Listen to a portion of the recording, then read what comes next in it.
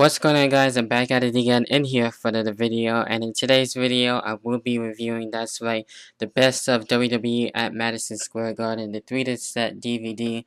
I decided to try and do something different and do this kind of like as a podcast, but I'm going to try and not be here for all that long, but I just wanted to talk about the main points about the DVD, and I was able to check it out, and I gotta say, it was not half bad overall, and just by checking out some of the stuff, especially the old stuff too, which is mainly on disc 1, and just seeing some of the matches that I've never really seen before or either have seen in highlights, and I thought that was really awesome that this was able to be a DVD, and I've always called Madison Square Garden my home, and it's definitely one of my favorite arenas to go to. I've been just about to almost, at least I try to go to every show that there was for Madison Square Garden. I've been to many house shows. Of course, many of those matches are never to really have been seen outside of the public and everything. And I only been to the Royal Rumble 2008, and I mentioned before, and I'm really proud that that match was able to be on this DVD, where John Cena was able to return from injury in 2008 and surprise everybody and shock the hell out of everyone there too, myself included. I wasn't expecting him to return and be number 30 in the Royal Rumble, and he was able to return there. So that moment being there, and my first ever pay-per-view, and that was the first ever HD pay-per-view, might I add. So a lot to it in its own right, and the Royal Rumble has always been one of my favorite pay-per-views, so you cannot go any better with that. And I remember it was a pretty damn chilly night there, and I believe there was a snowstorm too on top of that. But you know, I just ignored all that, and with everything else that was going on too for the Royal Rumble was really awesome. One of my good friends who is on YouTube but pisses me off, 710, John Ferrer, was able to go there. I would have liked to have known him at that time, but I didn't really get to know him until afterwards. So knowing that he was there, and I'm sure other of my subscribers, I'm sure you guys were there, and if you were there, that's really awesome. And we made that night a really special night for Madison Square Garden.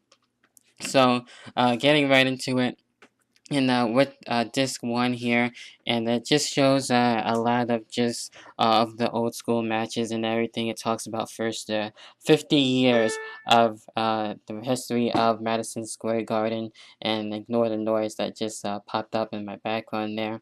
I was actually uploading something else, but anyway, you know, it does get into the 50 years of Madison Square Garden, and talks about, you know, that it moved a couple of times, but it is by the Empire State Building at this current time, and it was being renovated a few times, and you know, it's been changed a little bit, but not that much. To me, it still seems the same, and it's a very important building to me, and I really love the whole setup, and I love how you can go in there, and then it doesn't matter where you're sitting, even if you're in the nosebleeds, you can manage to be able to see everything, and that's what I really like about that arena. Some arenas you can't really see as much, but it's like, in a way, it kind of is small, but it is actually bigger than what it seems, so that's what makes it really definitely interesting, to say the least. And that's another reason why I love the building so much, and how the setup is, and you can pretty much set it up on how you want it to, whether you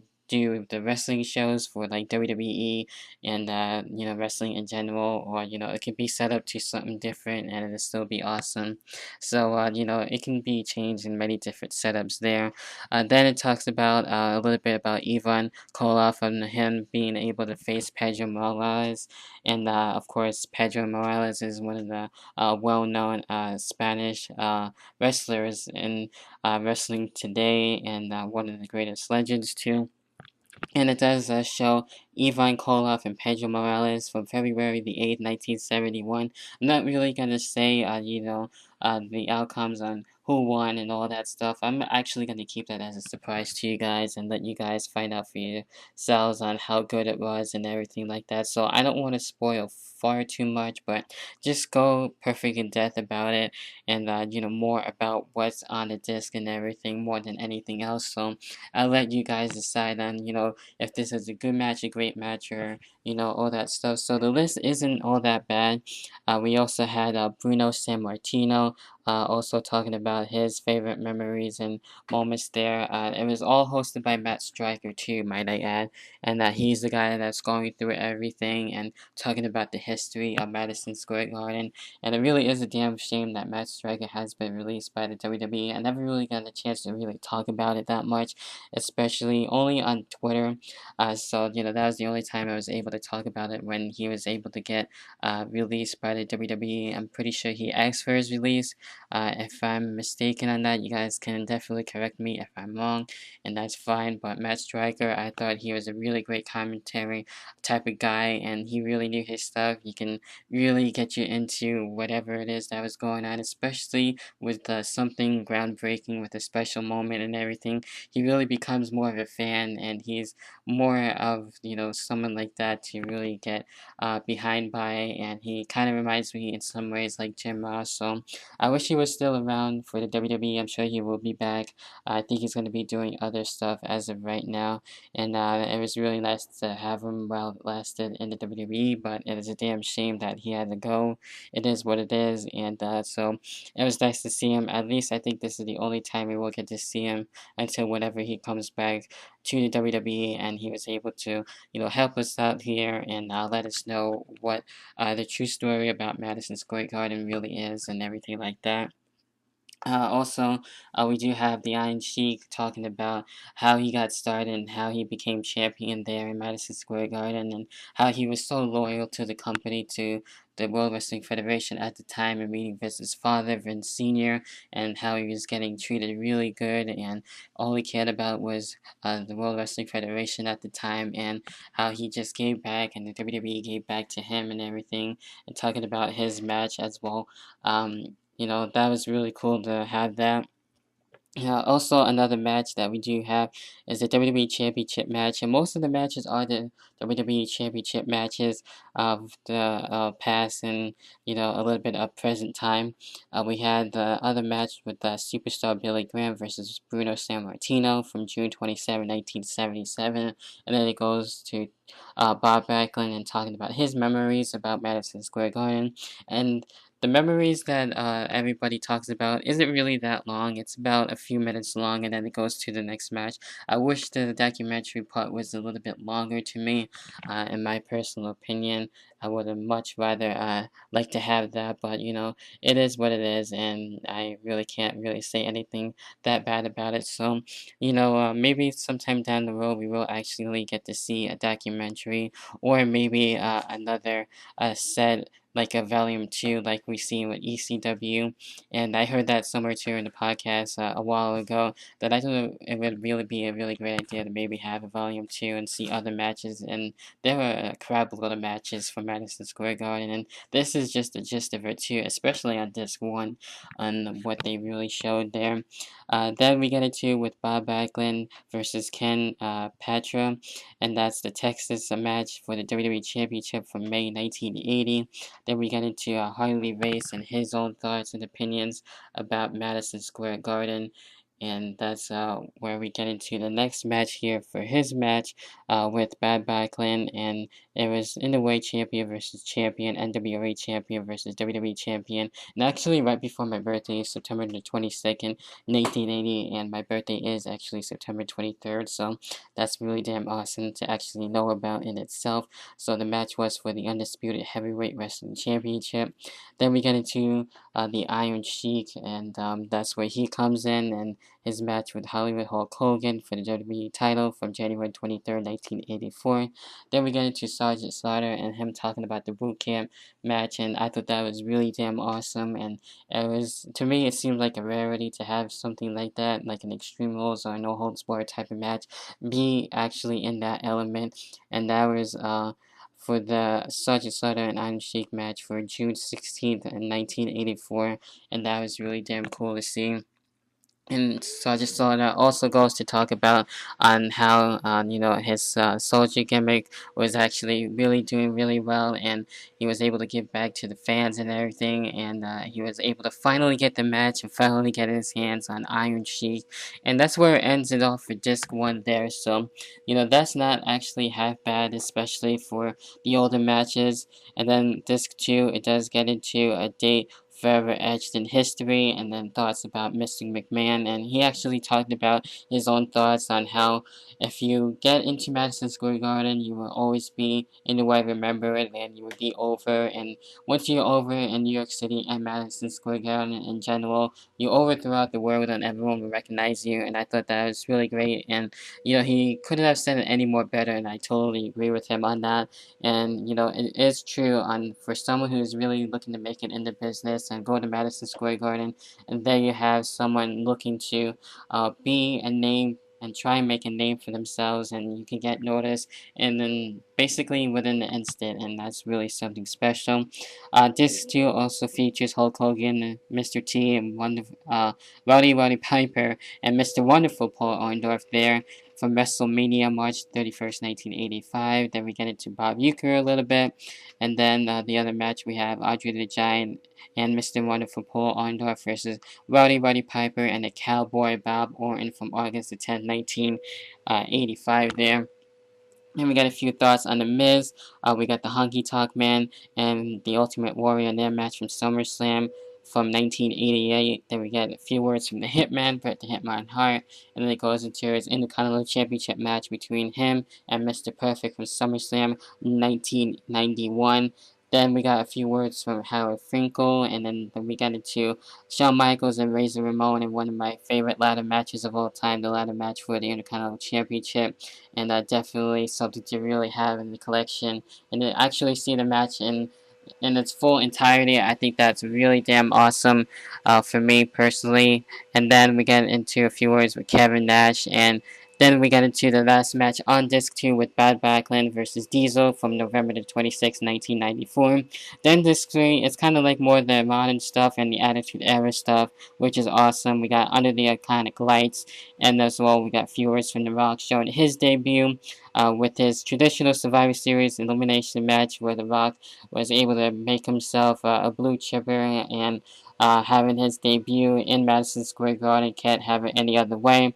Then we got Mr. McMahon and as well giving his own thoughts and opinions. So we do see Mr. McMahon quite a lot in the DVD, and talks about Stone Cold stunning the Boss again right before my birthday was September the 22nd, 1997, where the very first stunner was there and born, and the stunner heard around the world, which is damn fucking awesome. And I give a hell yeah to that, to Stone Cold Steve Austin, and something that will be one of my favorite Raw moments too in history, having that in Madison Square Garden. And when to have that happen, that's really cool, and that's where people never really got a chance to stick it to the boss, and Stone Cold Steve Austin did, and actually made a landmark history-making moment. Then we get into Mick Foley and his match with Hunter Hearst Helmsley in the Falls Count Anywhere match, again from September 22nd, actually that same night. So that's on there as well. Great match too, by the way. Definitely worth checking out. Then we get into a few ones with good old JR Jim Ross. And we got the Dudley Boys and the Hardy Boys from the Royal Rumble January 23rd, 2000. And one of their first ever tag team tables match. And those two having a really great rivalry. Love both teams. And you can't really say anything else more about them. Then we got some words from Daniel Bryan. And then we get into Triple H and Kurt Angle and Chris Jericho. Right there, the number one contenders triple threat match from Raw August 7, 2000, which was damn awesome from what I remember. And there you have it with that. Then we get into Booker T and his thoughts, and as well him attacking Mr. McMahon Raw for that episode, June the 25th, 2001, which is dope there. Then we get into Triple H and Triple H returning, one of my other favorite moments, him returning from injury and getting the biggest pop ever. Who could ever forget that? And that was a really special moment for Triple H being able to return to the WWE at that time, and I love that moment, and I'm actually glad that I do have this, and I do have it on one of his older DVDs too as well, so to have it here, it's fine in itself.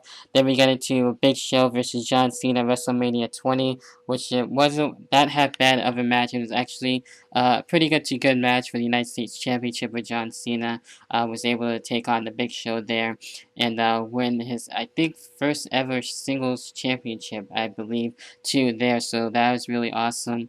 Then we got into Trish Stratus's own thoughts, and it was really awesome to actually have another Trish Stratus and Mickie James match from September the 11th, 2006. Of course, I love the rivalry, and to actually own this is damn awesome there. Two of my two favorites currently, with Mickie James, and as well with all time with Mickie James and Trish Stratus, two of one of my favorites, and I think one of the best women's wrestlers. Cannot go wrong there.